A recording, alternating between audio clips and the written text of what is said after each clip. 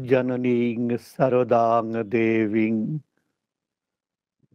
रामकृष्णं जगद्गुरुं पादपद्मे तयो श्रुत्वा प्रणमामि मुहुर्मुहुः।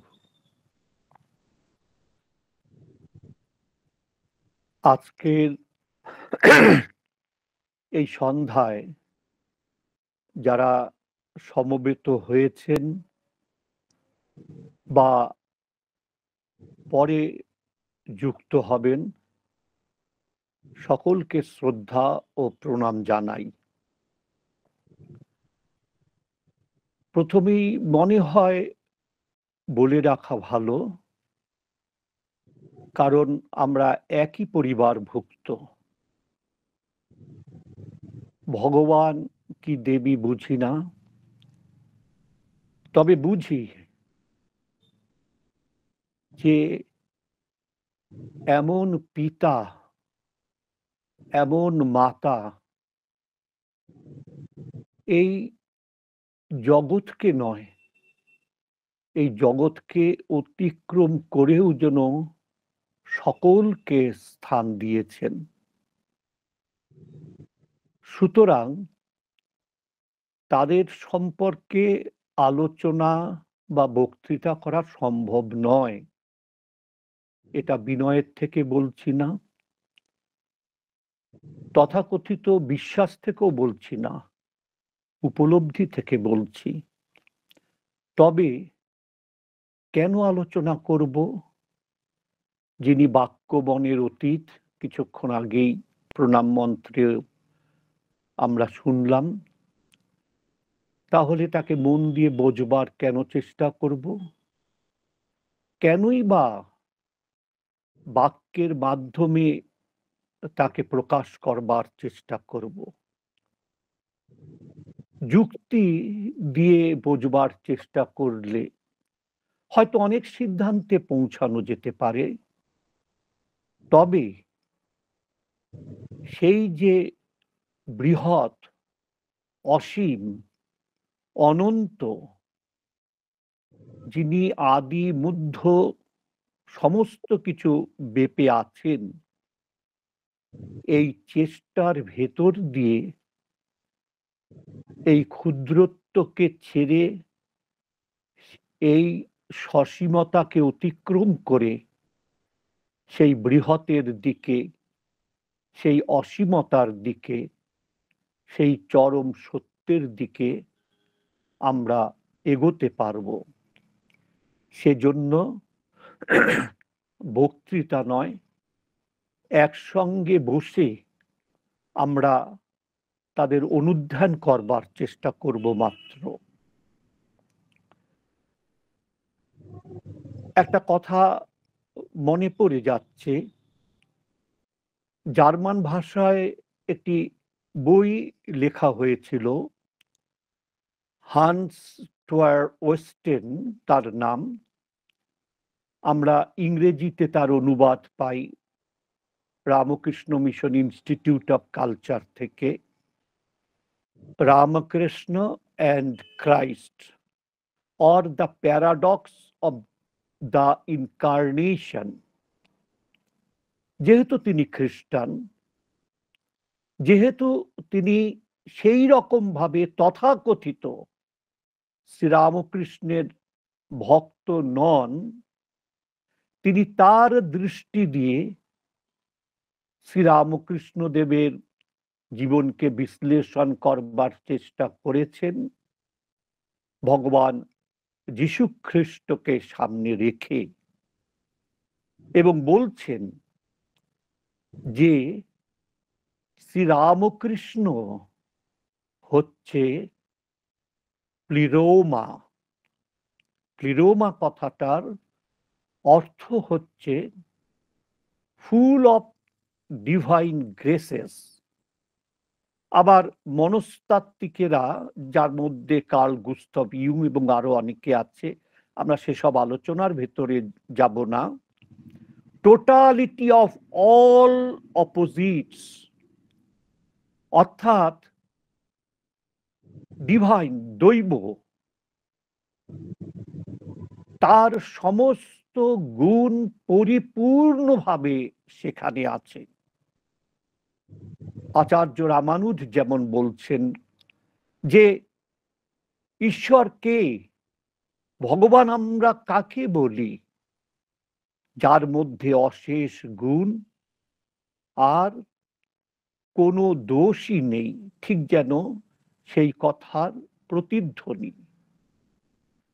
আর এই যারা আধুনিক মনস্তাত্ত্বিক তারা বলছেন প্লেরোমা কথাটির অর্থ হল সমস্ত বৈপরীত্যের যেন একটা সামগ্রিক রূপ, যেখানে কোনো রকম কোনো বিভেদ, কোনো ভেদ রেখা টানা সম্ভব নয়। এই কারণে হয়তোবা আমাদের হান্স সাহেব, জার্মান পণ্ডিত, শ্রীরামকৃষ্ণের জীবনকে প্যারাডক্স বলেছেন। মানে আপাত দৃষ্টিতে অসত্য মনে হলেও যেটা আসলে সত্য। সুতরাং সেই শ্রীরামকৃষ্ণ দেবকে যথাযথভাবে ব্যাখ্যা বা বিশ্লেষণ করা যায় না, যে কথা শুরুতে বলেছিলাম। তার মধ্যে আবার শ্রীমা সারদা দেবীর কথা এখানে এসেছেন। তার কথা যদি উল্লেখ করি, অনেক কথা বলা যায়। আমরা সীমিত সময়ের মধ্যে শুধু আভাসটুকু নেব, ইঙ্গিতটুকু নেব, আর অন্য সময়ে অনুধ্যান এবং ব্যক্তিগত চেষ্টা বা সাধনার দ্বারা সেই পথের দিকে এগিয়ে যাবার চেষ্টা করব। মার্গারেট এলিজাবেথ নোবেল, যিনি ভারতবর্ষে এসেছিলেন স্বামীজির শিষ্যা হিসাবে, কন্যা হিসাবে, ভারতবর্ষকে সেবা করবার জন্য। কারণ ভারতবর্ষের প্রকৃত সেবা করলে সমগ্র মানব জাতির সেবা, সত্যের সেবা সম্ভব, এই উদ্দেশ্য নিয়ে তার গভীর মনীষা, তার যুক্তিবোধ, পাশ্চাত্যের শিক্ষায় শিক্ষিত, বিষয়ের গভীরে গিয়ে তার মূল সত্য বা আবিষ্কার করবার একটা সূক্ষ্ম দৃষ্টি ছিল। পাশাপাশি ছিল গভীর আধ্যাত্মিক জীবন, স্বাভাবিকভাবে যে জীবনের প্রকাশ খুব একটা দেখা যেত না। এই রকম যে একজন নারী, যাকে স্বামীজি রিয়াল লায়নেস, যথার্থ সিংহিনী রূপে অভিহিত করেছিলেন, তিনি শ্রীমা সম্পর্কে অসাধারণ কথা বলেছিলেন। আপনারা সকলেই জানেন সে কথা। বাংলায় বললে বলা যায় যে আমার বরাবরই মনে হয়েছে ভারতীয় নারীত্বের আদর্শ সম্পর্কে শ্রীমা সারদা দেবী হচ্ছে শ্রীরামকৃষ্ণের শেষ বাণী, ফাইনাল ওয়ার্ড অফ শ্রীরামকৃষ্ণ। বলেই বলছেন, তাহলে কি তিনি প্রাচীন যুগের শেষ প্রতিনিধি, ওল্ড অর্ডার, অথবা নূতন আধুনিক যুগের অগ্রদূত বলে প্রশ্ন করেছেন? উত্তর দেননি, যেটা আমাদের খুঁজে বার করবার চেষ্টা করতে হবে। যেমন শ্রীরামকৃষ্ণ সম্পর্কে স্বামী বিবেকানন্দ বলেছিলেন যে শ্রীরামকৃষ্ণ একটি মহৎ জীবন যাপন করেছিলেন, আমাদের কাজ হচ্ছে সেটা ব্যাখ্যা করা। একটা যেন বৃহৎ সুবিশাল একটা গ্রন্থ আমরা কয়েকটা পৃষ্ঠা শুধু উল্টাবার চেষ্টা করছি, এবং সেই চেষ্টাটাই মানুষের জীবনের লক্ষ্য, উদ্দেশ্য। স্বামীজি বলতেন, প্রযত্নই মনুষ্য জীবনের উদ্দেশ্য। সফলতা লাভ করা, সাফল্য, লক্ষ্যে পৌঁছনো, এটা জীবনের লক্ষ্য স্বামীজি বলছেন না। স্বামীজি বলছেন প্রযত্ন, চেষ্টা করাটি হচ্ছে জীবনের উদ্দেশ্য। প্রযত্নই মনুষ্য জীবনের উদ্দেশ্য। সেজন্য এই যে তাদের সম্পর্কে চিন্তা করে তাদেরকে এই অল্প বুদ্ধির ভেতর দিয়ে বোঝবার যে আমরা চেষ্টা করছি, অর্থাৎ তাতেই আমাদের উদ্দেশ্যের দিকে আমরা এগিয়ে যাচ্ছি। কেন? আবার নিবেদিতার কথা বলতে হয় যে নিবেদিতা শ্রীমা সারদা দেবী সম্পর্কে বলতে গিয়ে বলেছিলেন, তিনি হচ্ছেন জগতের মহত্তমা নারী। মহত্তমা নারী অর্থাৎ যেমন ফুলনেস অব ডিভাইন গ্রেসেস বা টোটালিটি অব অপোজিটস বা মহত্তমা নারী, এদের শ্রীচরণে প্রণাম জানালে জগতের সকল নারীকেই প্রণাম জানানো হয়। কাউকে আর ছোট করবার, কাউকে আর পর বলবার, কাউকে আর দূরে সরিয়ে দেবার কোনো রকম সুযোগ থাকে না। সেটি যেমন শ্রীরামকৃষ্ণ দেবের ক্ষেত্রে সত্য, শ্রীমা সারদা দেবীর ক্ষেত্রে সত্য। সত্য তো হতেই হবে, কারণ শ্রীরামকৃষ্ণ আর শ্রীমা সারদা দেবী আর স্বামী বিবেকানন্দ তো পৃথক নন। একই সত্যই বিভিন্নভাবে প্রকাশ পেয়েছে আমাদের মতো মানুষকে পথ দেখাবার জন্য। সুতরাং তাদের কারোর কথা বললেই সকলের কথা বলা হয়ে যায়। প্রসঙ্গে ঢোকার আগে অনেক কথা মনে আসছে বলে ফেলছি। ঠিক একই কথা পরম শ্রদ্ধেয়, যাকে আচার্যদেব বলে আমরা মনে করি, শ্রদ্ধেয় নবনীহরণ মুখোপাধ্যায়, হয়তো কোথাও আছে জানি না, কিন্তু তার মুখে একটা কথা শুনতাম, জানো, বেলপাতা বলতে গেলে একটা বেলপাতাই তো আমরা বলি, কিন্তু ৩টে পাতা থাকে। একটা বোটাতে ৩টে পাতা থাকে, ৩টে মিলেই কিন্তু বেলপাতা পূজায় লাগে। ঠাকুর, মা, স্বামীজি যেন সেই বেলপাতা। যাই হোক,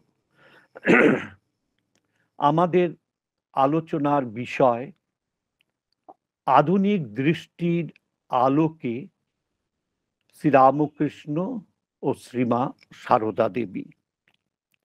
এখানে প্রথম কথা আছে যেটা, সেটা আধুনিক বা আধুনিকতা বলতে কি বুঝি। যেমন ভগ্নী নিবেদিতা বলেছেন নিউ, নূতন, তার অগ্রদূত শ্রীমা সারদা দেবী। এই নতুন, আধুনিক, যেটা অধুনা, প্রেজেন্ট, এই শব্দ থেকে এসেছে। এটা বলতে সাধারণভাবে কি বুঝি, খুব গভীর আলোচনার মধ্যে যদি না যাই, তাহলে দেখব যে পৃথিবীর ইতিহাসে ষোড়শ শতাব্দী থেকে এই আধুনিক বা মডার্নিজম, এই শব্দটি বিশেষভাবে ব্যবহৃত হওয়া শুরু হয়, এবং সেটার শুরু হওয়ার পেছনের উদ্দেশ্য হলো প্রাচীন ধ্যান ধারণা এবং মধ্যযুগীয় যে ধ্যান ধারণা, সেই ধ্যান ধারণা থেকে একটু পৃথক করে নিয়ে নতুনভাবে মানুষ তার জীবন পরিচালনা করবে, মানব সভ্যতা একটা নতুন দিশার দিকে যাবে, এটা বোঝাবার জন্য মডার্নিজম বা আধুনিকতা বা আধুনিক শব্দটি ১৬শ শতাব্দী থেকে মোটামুটি বেশি প্রচলিত বা ব্যবহৃত। কেন?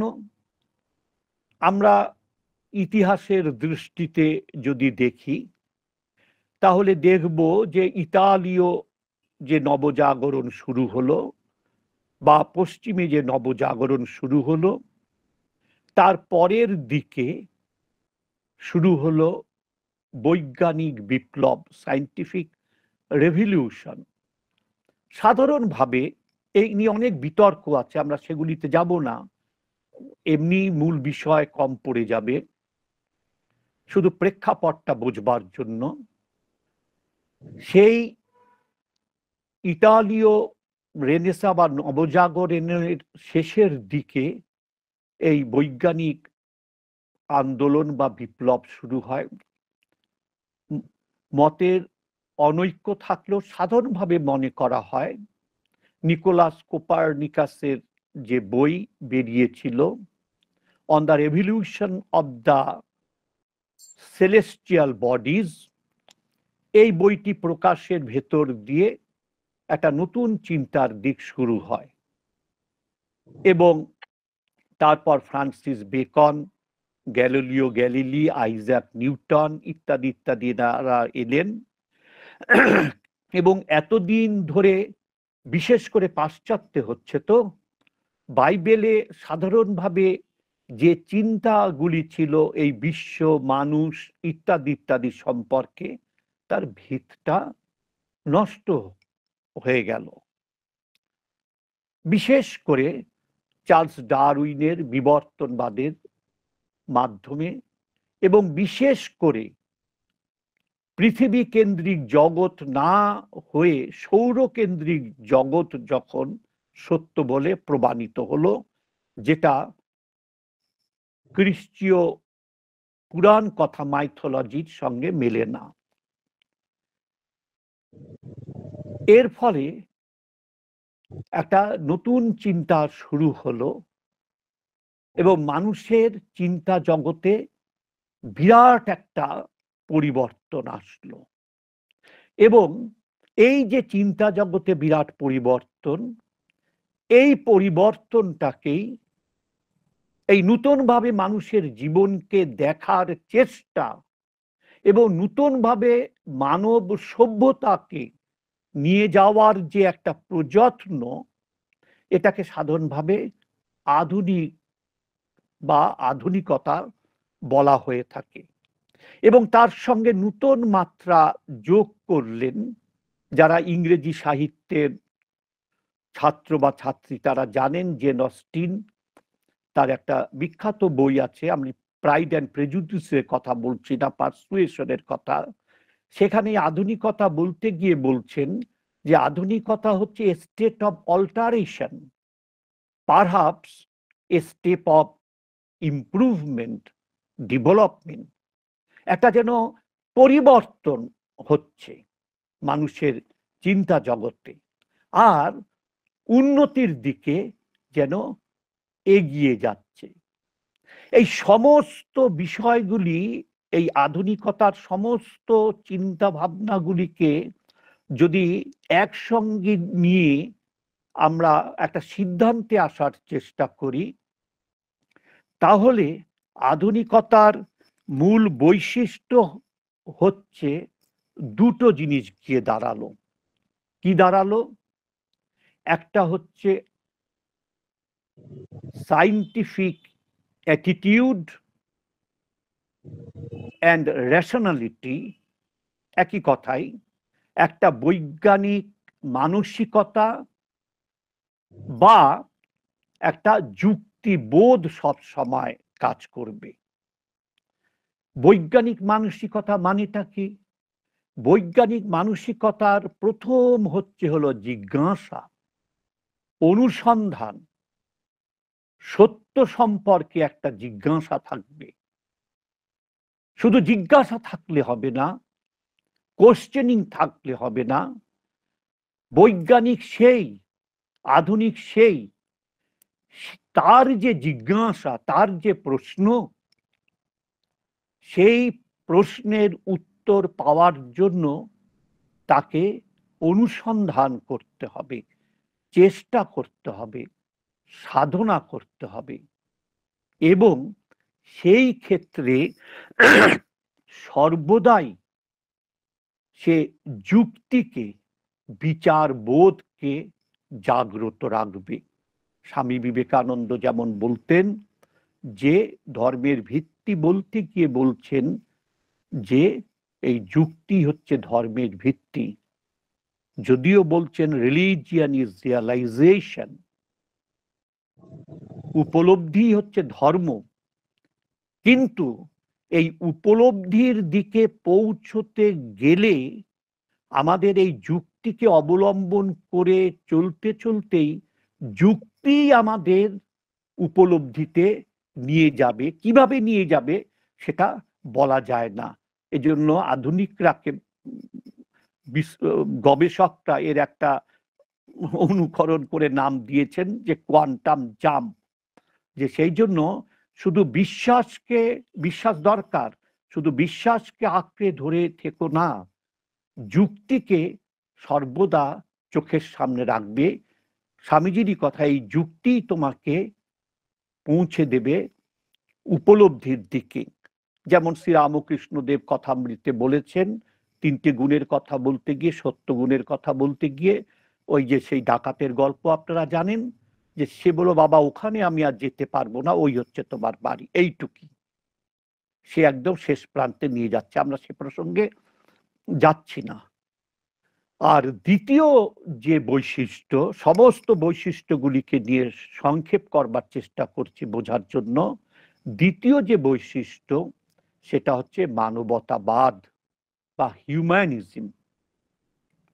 তাদের ক্ষেত্রে পাশ্চাত্যের দৃষ্টিতে, দর্শনে, চিন্তায় মানবতাবাদ বা মানবিক বোধ বলতে যেটা বোঝায়, আমরাও সেটা বুঝি।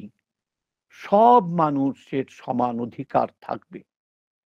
প্রত্যেকটি মানুষের নিজের রাজনৈতিক, অর্থনৈতিক, পারিবারিক, ব্যক্তিগত জীবন, সব ক্ষেত্রে, রাষ্ট্রের সমস্ত ক্ষেত্রে তার ভূমিকা থাকবে প্রত্যেকের মতনই সমানভাবে। কারণ সব মানুষই সমান। কেন সমান? সেই উত্তর কিন্তু বিজ্ঞানে নেই, ভারতবর্ষে এসেছে, আছে।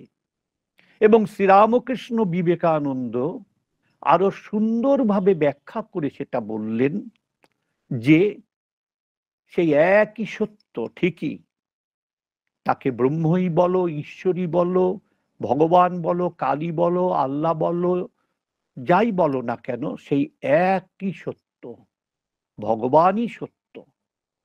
এটা বলে থামলেন না, বললেন এক যেমন সত্য, এই বহুও সত্য। আপনারা জানেন the master as I saw হিমেও বলেছেন, এবং স্বামী বিবেকানন্দের রচনাবলীর ভূমিকাতেও সেটি চমৎকারভাবে ব্যাখ্যা আছে। আপনারা সকলে জানেন বলে সেই ব্যাখ্যায় আমি যাচ্ছি না।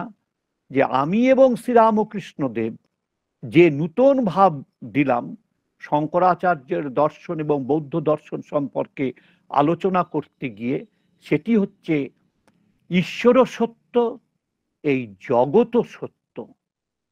সেই জন্য to labour is to pray.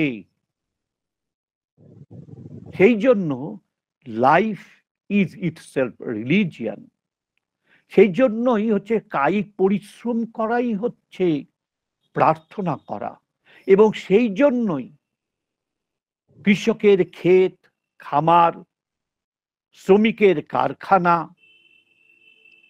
সাধুর কুঠিয়া বা মন্দিরের দ্বারের মতোই ঈশ্বর এবং ভগবানের মিলন ক্ষেত্র।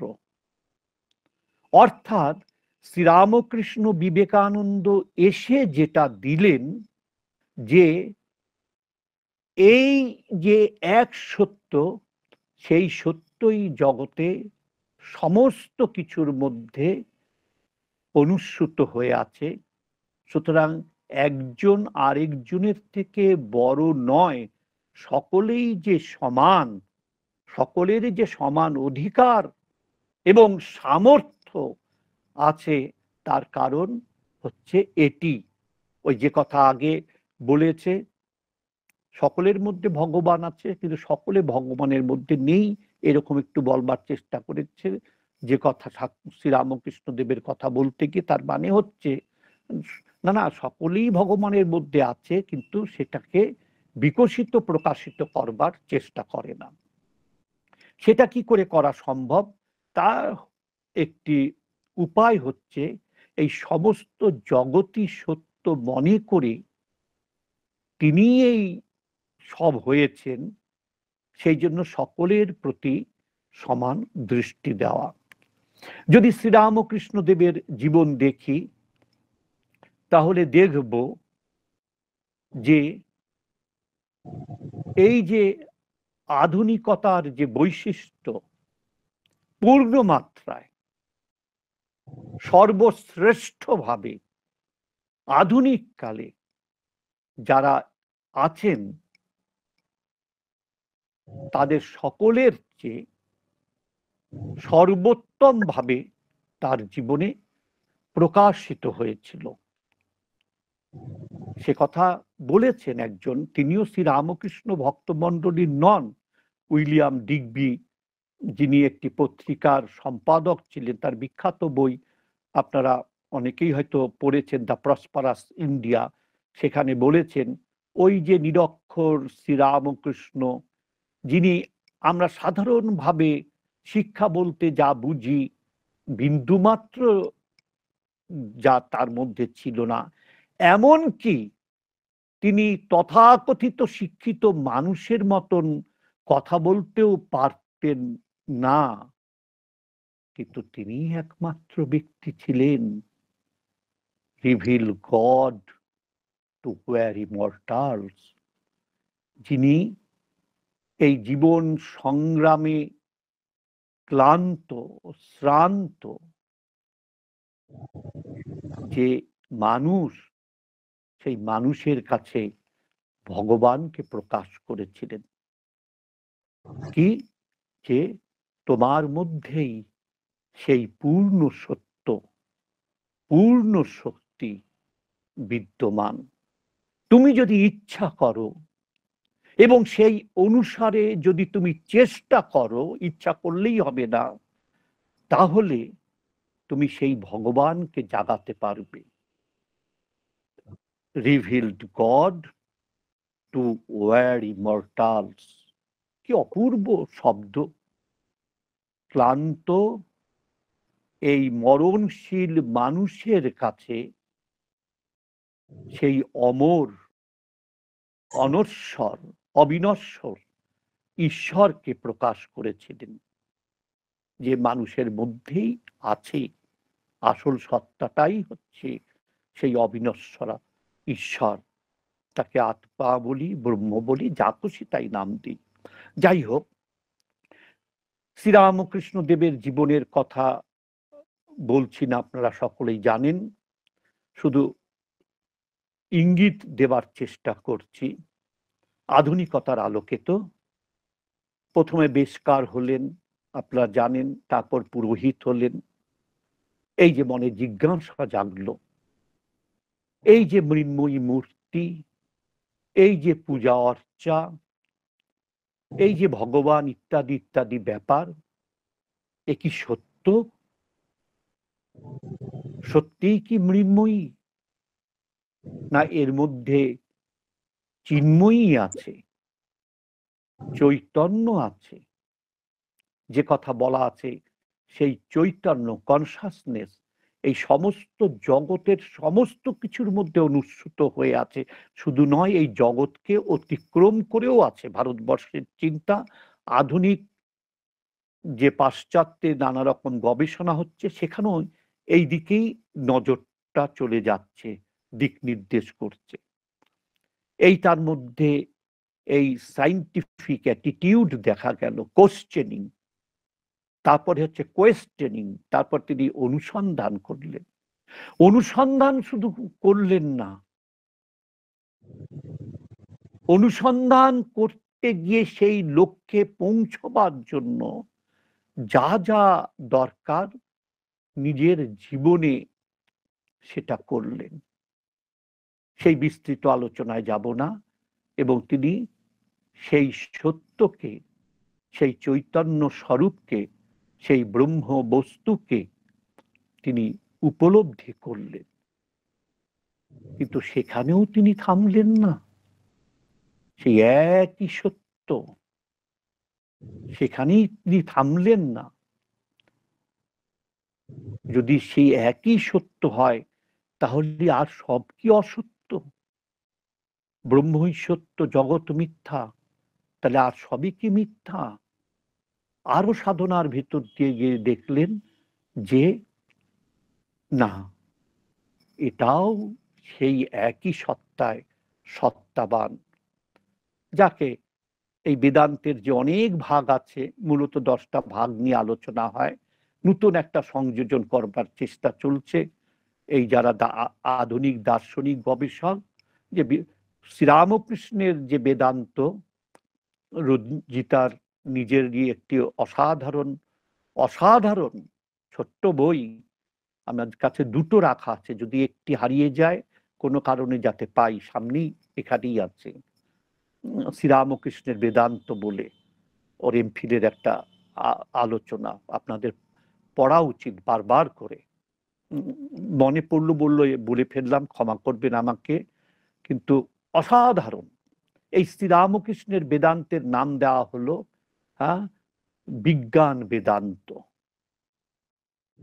বহু জানার নাম অজ্ঞান, এক জানার নাম জ্ঞান, সঙ্গে যোগ করুন বহুই এক, একই বহু, বহুই সত্য, একও সত্য, এটা জানার নাম বিজ্ঞান। সহজভাবে নবনীতে আরো একটি অসাধারণ ছোট্ট আলোচনা আছে, আজকাল এই নিয়ে থিসিস বার হচ্ছে, হাজার হাজার টাকা দাম সেই সব বইয়ের। নবনীতার অল্প কথায় আছে বিইং অ্যান্ড বিকামিং এর বিশ্লেষণ করতে গিয়ে এই কথা বলেছেন। এই মূল কথা, বিইং শুধু না, বিকামিং, আমি সেই সত্য, এই অনুভব না, সেই সত্য সকলের মধ্যে আছে। এই ঐক্যবোধ, এই সায়েন্টিফিক অ্যাটিটিউড, রেশনালিটি, যুক্তির ভেতর দিয়ে এসে এই সত্যকে যখন পৌঁছালেন, তার মধ্যে অপূর্ব একটা মানবতা বোধ দেখা গেল, হিউম্যানিস্টিক অ্যাটিটিউড। সেজন্য কি, সেজন্য শ্রীমা সারদা দেবী পবিত্র ছিলেন এ কথা তো ঠিক নয়, তিনি পবিত্রতা স্বরূপ, তিনি পবিত্রতা। তার পায়ে তিনি পুষ্পাঞ্জলি দিয়েছেন, খুবই স্বাভাবিক, দিতেই হবে, না দিয়ে উপায় কি কোথায়? এমন চরিত্র জগতের ইতিহাসে দ্বিতীয় কেউ দেখাক দেখি, যাকে গ্রহণ করলে সব নারীকেই গ্রহণ করা যায়, সব নারীর পাদপদ্মে নিজের মাথাটাকে ঠেকানো যায়, সকলকেই শ্রদ্ধার চোখে, ভক্তির চোখে দেখা যায়, যাকে ভালোবাসলে সে হচ্ছে আমাদের শ্রীমা।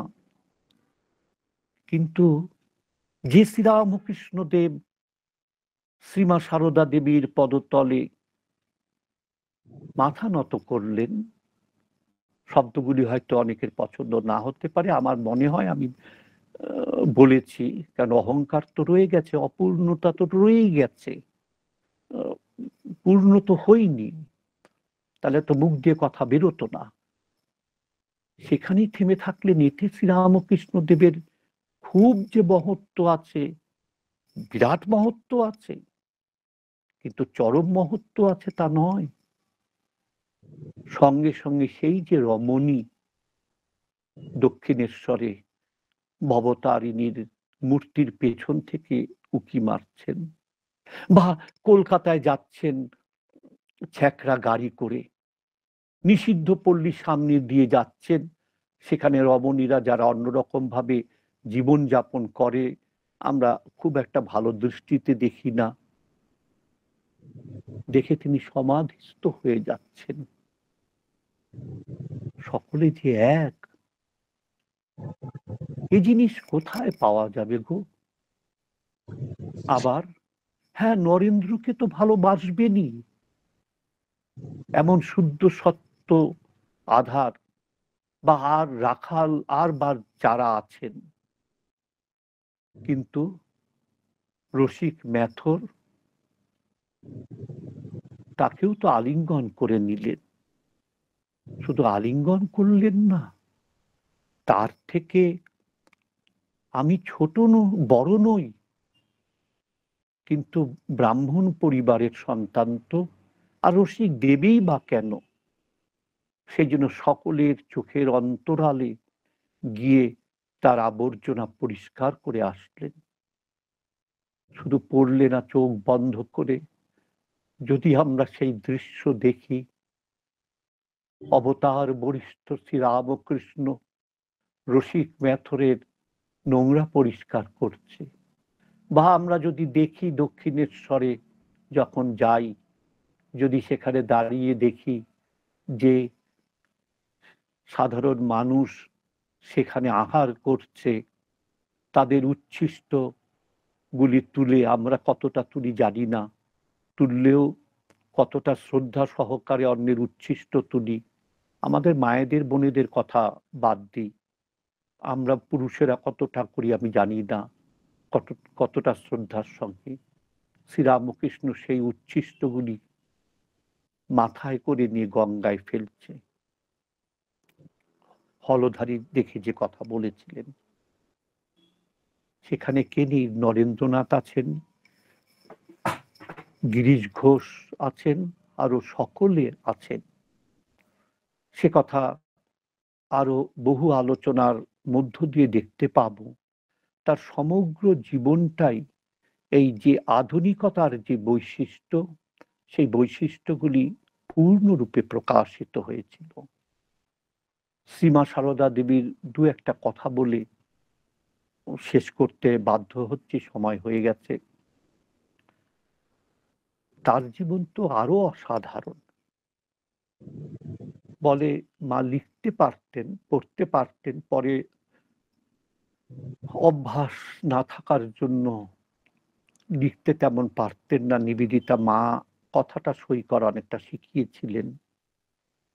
তার জীবনী যদি দেখি, যাকে সত্য বলে মনে করেছেন, যাকে যুক্তির দিক থেকে ঠিক বলে মনে করেছেন, যিনি তার গুরু, যিনি তার স্বামী, দীক্ষা দেওয়ার পরেও যিনি বলতেন যে ইষ্ট হচ্ছে ঠাকুরই, তিনি সেই শ্রীরামকৃষ্ণ দেবের কথা অমান্য করতে দ্বিধাবোধ করেননি।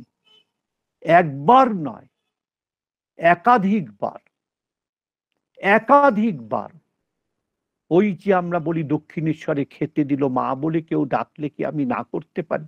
শুধু কি তাই, বলরাম বোসের বাড়িতে শ্রীরামকৃষ্ণ দেব গেছেন, গোপাল মা গেছেন, বলরাম বোসের স্ত্রী গোপাল মা যেহেতু দরিদ্র বিধবা, বাল্য বিধবা, অতি দরিদ্র, কি ভুল করেছিলেন?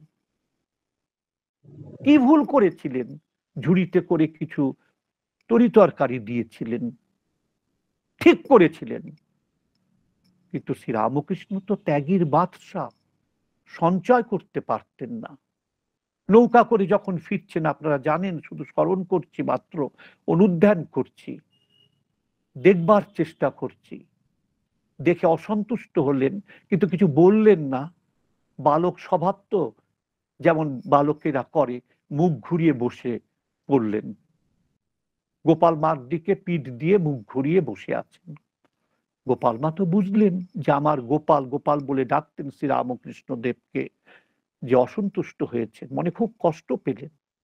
এবং যা হয়, গোপাল যখন পছন্দ করছেন না ঝুড়িটা, গঙ্গার জলে ফেলে দিতে যাচ্ছেন, হঠাৎ মনে হলো যে নহবতে তো বৌমা আছে, বৌমা মনে করতেন মাকে, তাকে একবার জিজ্ঞাসা করি। ফিরে এসে সমস্ত ঘটনা বললেন। মা কি বললেন, কি অসাধারণ উত্তর! মা উনি তো ত্যাগী মানুষ, সহজ ভাষায় বলি, উনি কি বুঝবেন? কেউ কিছু বললেন কি? উনি কি বুঝবেন? তুমি এটা ফেলে দিও না, তুমি এটা নিয়ে যাও। জয়রামবাটিতেও সেই ঘটনা ঘটেছে। মার যখন নতুন বাড়ি, আপনারা দেখেছেন নিশ্চয় নতুন বাড়ি, মা বিশেষ করে শিরোমণিপুর, এইসব যে গ্রামগুলি আছে, সেই গ্রামগুলির বিশেষ করে মুসলমান শ্রমিকদের কাজে লাগাতেন। আমজাদের কথা বলছি না, ও অনেক, এই রামজান পাঠাক, মেহেদি হাসান, আরো অনেকে আছে, তাদেরকে কাজে লাগাতেন, তাদের গাড়ি চড়তেন। কেন চড়তেন? রেশনালিটি কত দেখুন। এরা সমাজের সবচেয়ে দরিদ্র, আর গ্রাম্য অঞ্চলে বলে সব জায়গায় প্রবেশের অধিকার নেই বলে উপার্জনও এদের সীমিত। যাতে তাদের উপার্জন হয় সেই জন্য মা তাদের কাজে লাগাতেন। স্বাভাবিকভাবে জয়রামবাটি সমাজপতিরা বললেন, একিতে ব্রাহ্মণ, তারপরে বিধবা, কেন হিন্দুদের মধ্যে কি কোনো শ্রমিক পাওয়া যায় না যে মুসলমানদের লাগাতে হবে? সুতরাং এই বাড়ি ওদেরকে দিয়ে করা যাবে না। মাও কিন্তু তার সংকল্পে দৃঢ় থাকলেন এবং সম্ভবত 5 দিন কি 6 দিন বাড়ি তৈরি বন্ধ ছিল। যখন দেখলেন যে সারদা কিছুতেই তার সিদ্ধান্ত থেকে নড়ছে না, বাধ্য হলেন এবং তারা তার বাড়ি তৈরি করলেন। রাধুকে বললেন ডাক্তার কাঞ্জিলালকে প্রণাম করতে। এই গোলাপ মা, গোপাল মা, এরা যারা, গোলাপ মা যারা ছিলেন, এরা যোগীন মা, তাদের মধ্যে কেউ একজন বাধা দিলেন যে মা তুমি কি কি করছো? ব্রাহ্মণ সন্তান হয়ে অব্রাহ্মণকে পায়ে হাত দিয়ে প্রণাম করবে? মার উত্তর, সে কি গো, কত বিদ্বান, বয়োজ্যেষ্ঠ তো বটেই। মা প্রণাম করালেন। আমি তুলনা করছি না, কিন্তু আমি তুলনা করছি না, সেই পরিবেশে এরকমটাই করতে হয়েছিল। বালগঙ্গাধর তিলক, রানাডে, এরা গেছিলেন ব্রিটিশের টি পার্টিতে, যোগ দিয়েছিলেন বলে তাদেরকে গোবর এবং গঙ্গা জল খেয়ে প্রায়শ্চিত্ত করে সমাজে ঢুকতে হয়েছিল। মা কোনোদিন প্রায়শ্চিত্ত করেননি। বিশ্বভারতীতে আপনারা জানেন প্রথা ছিল যে ব্রাহ্মণ ছাত্র অব্রাহ্মণ শিক্ষকদের জোড়হাত করে প্রণাম করে, পায়ে হাত দিয়ে প্রণাম করবে না। অনেকে এর জন্য প্রতিবাদ করেছিল, কবিগুরুর কাছে প্রস্তাবও গেছিল। কবিগুরু জানতেনও যে ঠিক হচ্ছে না, কিন্তু সবেমাত্র তো গড়ে উঠেছে, সেটা তো আর নষ্ট করা যায় না এই বিষয় নিয়ে। সুতরাং যে প্রথা চলছে সেটাই মেনে চলবার জন্য অনুরোধ করলেন। কিন্তু মা কিন্তু যে প্রথা চলছে সেই প্রথাই চলুক, তাতে কিন্তু সম্মত হলেন না।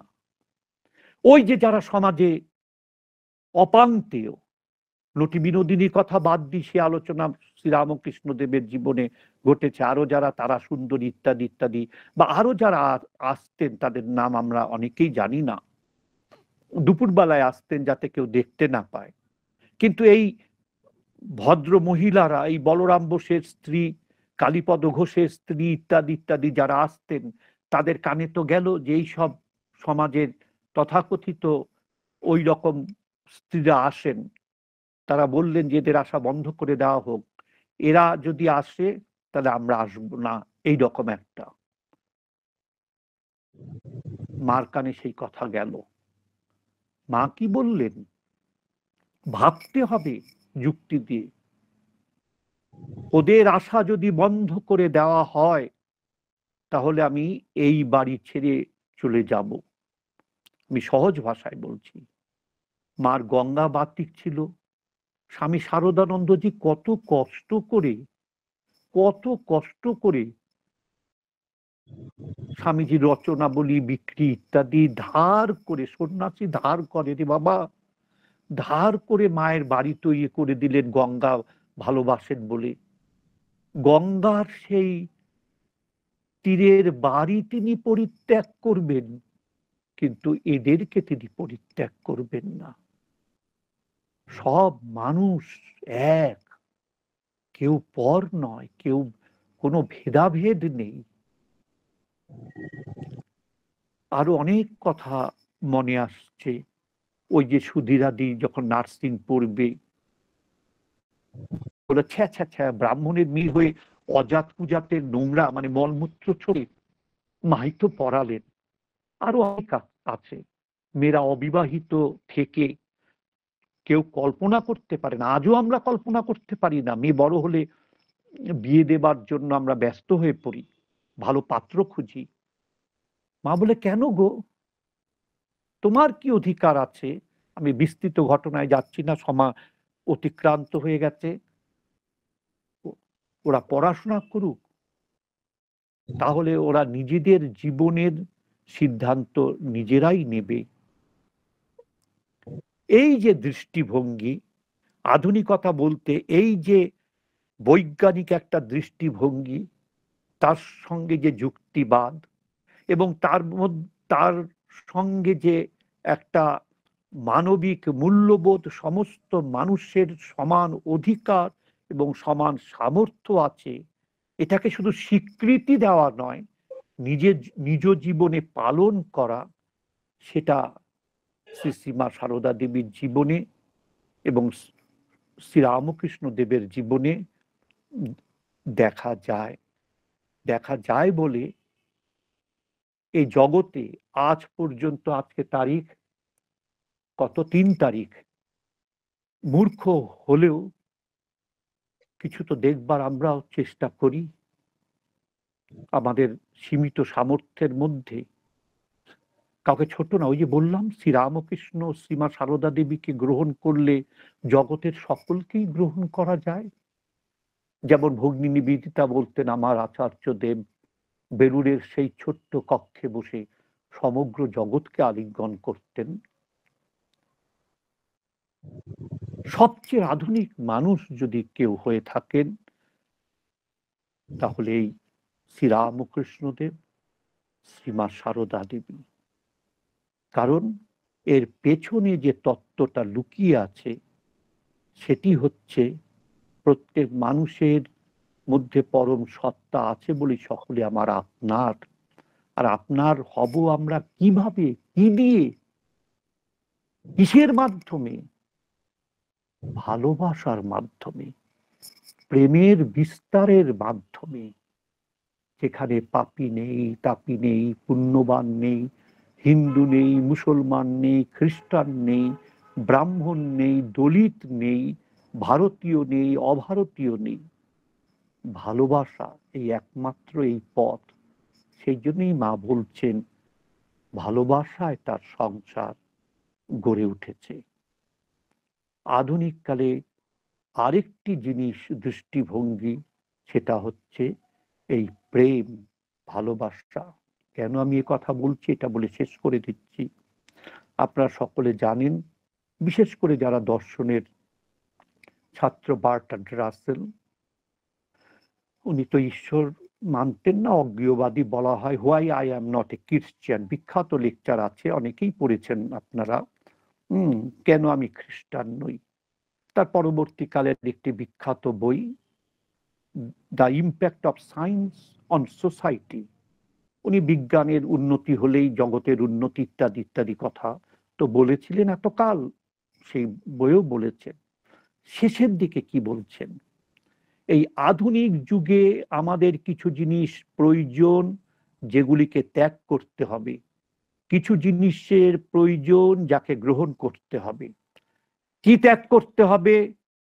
গ্রিড, লোভ, এনভি, ঈর্ষা, কম্পিটিটিভনেস, প্রতিযোগিতা, আরেকজনকে টপকে আমি এগিয়ে যাব, আমি ডিটেলসে যাচ্ছি না। আর কি গ্রহণ করতে হবে? What we must accept, love, Christian love, compassion. এই যুদ্ধ বিধ্বস্ত যে পৃথিবী, ব্যক্তি জীবন থেকে শুরু করে সমগ্র পৃথিবী যে আজকে ধ্বংসের দিকে এগিয়ে যাচ্ছে, তার জন্য একটি জিনিসেরই প্রয়োজন, সেটি হচ্ছে ভালোবাসা। হয়তো অনেকে বুঝবেন না, সেই জন্য বললেন কম্প্যাশন, দয়া, হয়তো অনেকে বুঝবেন না। সেই জন্য এই ইম্পার্সোনাল, নৈব্যক্তিক কথাগুলিকে পার্সোনাল করে দিলেন। ক্রিশ্চিয়ান লাভ মানে খ্রিস্টানদের ভালোবাসাটা, কিন্তু ভগবান যীশু খ্রিস্টের, পাশ্চাত্যের মানুষেরা যাতে বুঝতে পারে, ভগবান যীশু খ্রিস্টের যেমন সকল মানুষের প্রতি একটা অপ্রতিহত ভালোবাসা ছিল, সেই ভালোবাসা আজকের জগতে দরকার।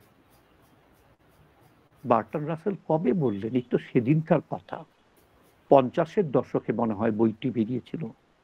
আর মা শ্রীরামকৃষ্ণদেব, লাভ পার্সনিফাইড, আধুনিক কালে সেই জিনিসটি আমাদের মধ্যে তাদের জীবন দিয়ে, তাদের কথা দিয়ে সেটা দেখিয়ে গেছেন। সুতরাং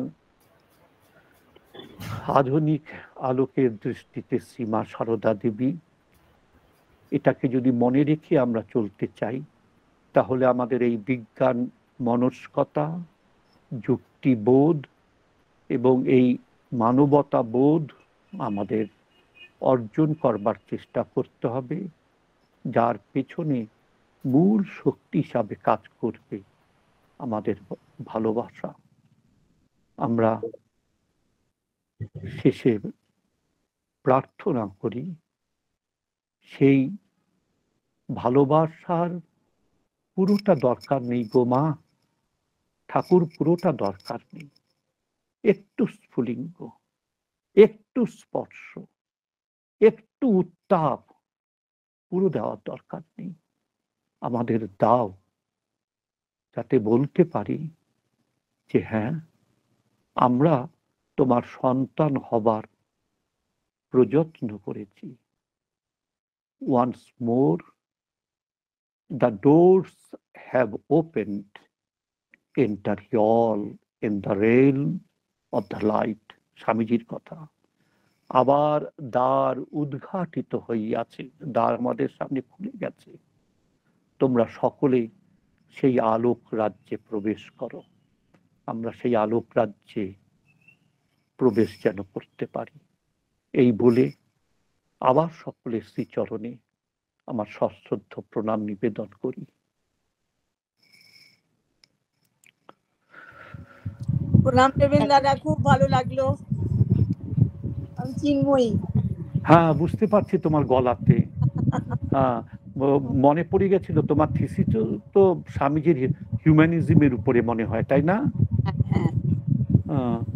আমি দেখেছিলাম অনেক বছর আগে, তুমি তো বই হিসাবে বার করোনি, কিন্তু আমার মনে হচ্ছে এই নামটা ছিল।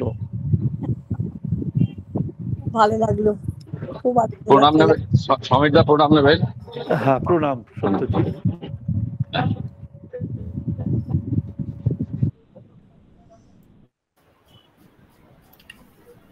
স্যার সশব্দ প্রণাম নেবেন। অত্যন্ত মনোগ্রাহী এতক্ষণ আমরা আপনার আলোচনা শুনলাম, মানে আধুনিকতা কাকে বলে এবং শ্রীরামকৃষ্ণদেব তার আধুনিকতা রূপায়ণ করেছেন। আর মা তো সর্বকালীন সর্বযুগী আধুনিক, অতি সুন্দর করে আপনি সেটি আলোচনা করলেন। স্যার, আমার একটি প্রশ্ন আছে, সেটি হলো এই যে স্বামীজি বলেছেন প্রযত্নই মনুষ্য জীবনের উদ্দেশ্য, মানে চেষ্টা করাই হচ্ছে মনুষ্য জীবনের উদ্দেশ্য, মানে আমি সফল হই আর না হই, কিন্তু আমাকে চেষ্টা করে যেতে হবে, তাই তো? তাহলে এটা তো স্বামীজি বলেছেন, তাহলে প্রশ্নটা কি হলো মা? হ্যাঁ, প্রশ্নটা আমি এটাই জানতে চাইছিলাম যে আমি চেষ্টা করে গেলাম কিন্তু হয়তো আমি সফল হতে পারলাম না, তাহলে কি এটা আমার উদ্দেশ্যটা কিভাবে সাধিত হবে? উদ্দেশ্যটা সাধিত হবে খুব সহজ ভাবে, আমাদের মতো সাধারণ মানুষরা যদি বুঝবার চেষ্টা করি। আমাদের একটা তো, আমরা যখনই চেষ্টা করছি নিশ্চয়ই কিছু পাওয়ার একটা চেষ্টা করছি, একটা লক্ষ্যের দিকে যাওয়ার চেষ্টা করছি।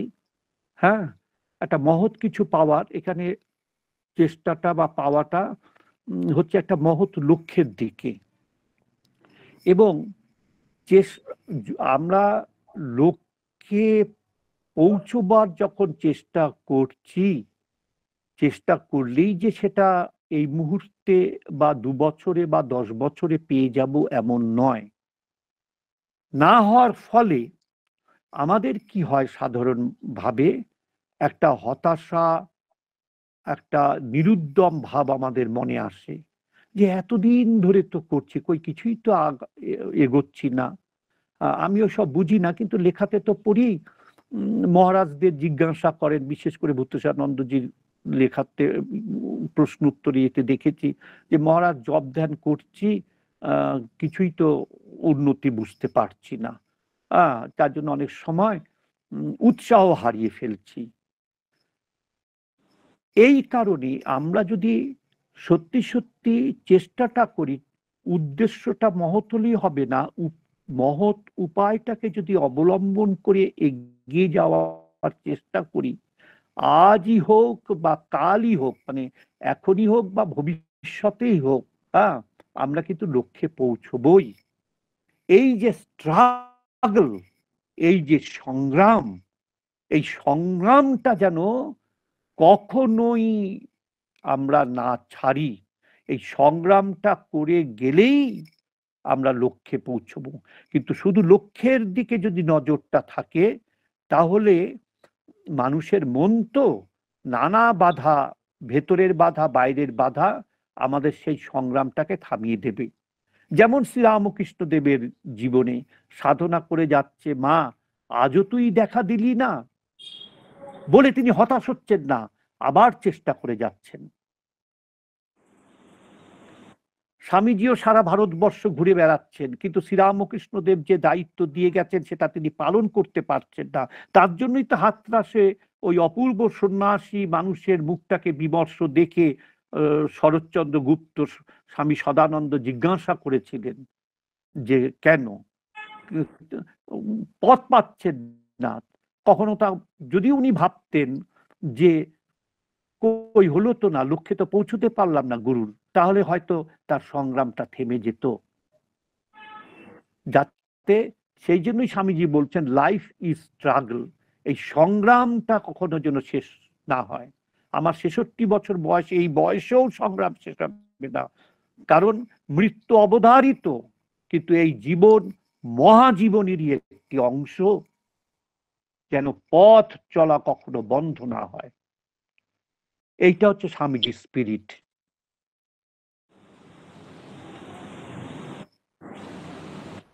বোঝাতে পারলাম কি? হ্যাঁ হ্যাঁ হ্যাঁ, খুব সুন্দর করে, খুব ভালোভাবে বুঝতে পেরেছি। অনেক ধন্যবাদ, প্রণাম নেবেন। আমাদের সমাবেশ এখন সমাপ্তির দিকে।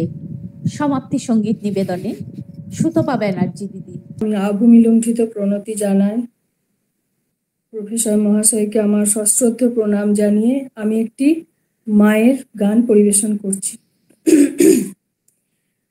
জননীং জননীং শারদাং দেবীং শ্বেতাম্বরং ধরং নিত্যাং ধ্যানমগ্नं সক্রূরহস্তাঞ্চ কনকাভরণভূষিতা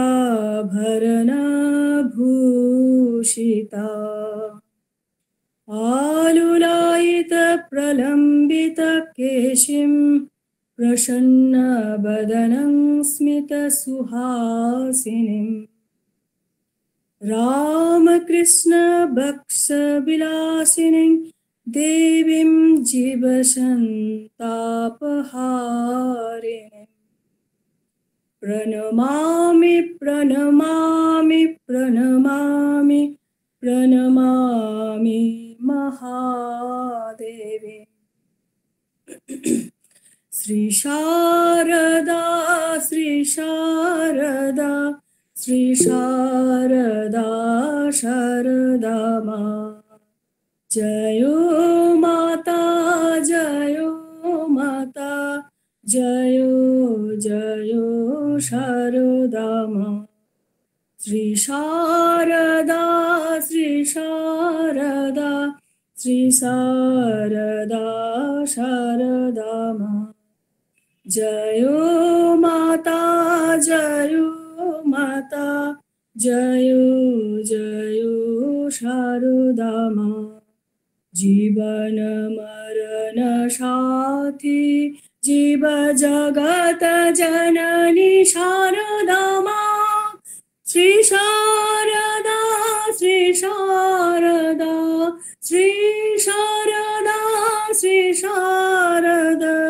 श्री शारदा शारदा माँ श्री शारदा श्री शारदा श्री शारदा शारदा माँ असीमालक ज्योति शुभ्र निर्मल भव पालिका करुण वरुण अहेतु कृपा दायिनी प्रमद शारदा माँ स्नेह सेवा प्रेम भूषिता मूर्ति शिला समादाय रंजिता सहना गान असीम भार सहना गान असीम भार धर धरित्री वसुधा माँ श्री शारदा श्री शारदा श्री शारदा शारदा माँ देश भाव विषद विकट विरूप विपद भंजिनी माँ अभय रूपिणी श्रीमयी जननी जीव जननी शारदा माँ गंगा रूपिणी कलुषनाशिनी नीच पतित भरक्षमा गंगा रूपिणी कलुषनाशिनी नीच पतित भरक्षमा दुस्तर दुख भव सागर दुस्तर दुख भव सागर तारिणी भरिणी जननी माँ श्री शारदा श्री शारदा श्री शारदा शारदा माँ जयो माता जयो माता जयो जयो शारदा माँ विश्व जननी असुर दलनी आदरूपिणी महामाया विश्व जननी असुर दलनी आदरूपिणी महामाया श्रीमाया सीमा बिंदु विशाल श्रीमाया सीमा बिंदु विशाल अक्षर अक्षर शक्ति माँ पंचवायु पंचकोश त्रिगुण सगुण गुणातीता अरूप स्वरूप निरूप प्रकृति अपरूप जय शारदा माँ श्री शारदा श्री शारदा श्री शारदा शारदा माँ ब्रह्मतीत ब्रह्ममयी ब्रह्म ब्रह्म जननी माँ কারণ কারণ কারণ কারণ নিত্য চিত সমাহিত সৃজন পালন প্রলয় প্রকট আস্ফুট দেবী শারদা মা সৃজন পালন প্রলয় প্রকট আস্ফুট দেবী শারদা মা শ্রীরাম কৃষ্ণ পূর্ণ ব্রহ্ম শ্রীরাম কৃষ্ণ শ্রীরাম কৃষ্ণ পূর্ণ ব্রহ্ম শ্রীরাম কৃষ্ণ পূর্ণ ব্রহ্ম শক্তি রূপিণী শ্রী শ্রীমা শ্রী শারদা শ্রী শারদা শ্রী শারদা শারদা মা জয় মাতা জয় মাতা জয় জয় শারদা মা জয় জয় শারদা মা জয় জয় শারদা মা জয় জয় শারদা মা